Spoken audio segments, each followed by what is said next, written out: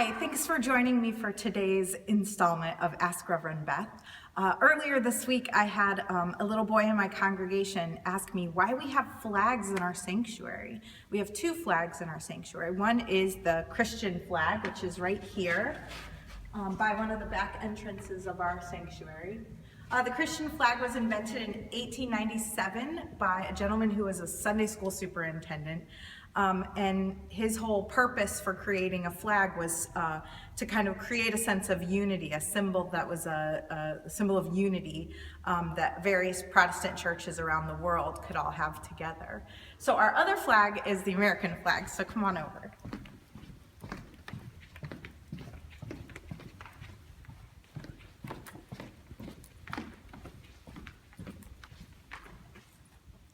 So we know the American flag, a symbol of our nation, a symbol of our unity as a nationality. But there are a lot of people who actually think that the flags don't have really a place in the church. And since we're an open and affirming congregation, and we are an open and affirming denomination, there are people who think that when you have symbols that divide people, that's not very helpful.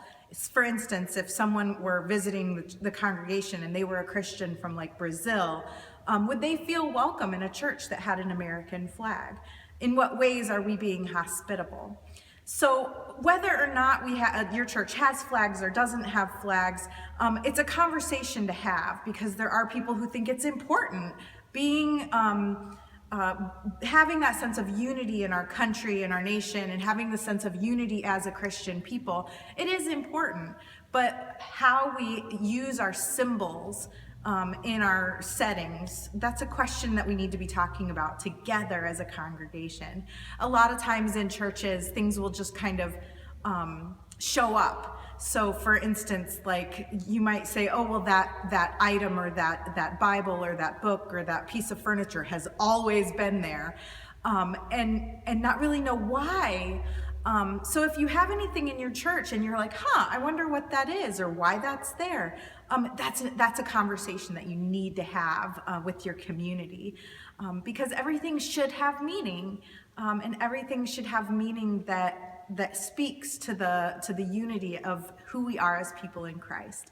So I hope that answers your question, and I look forward to answering the next Ask Reverend Beth question.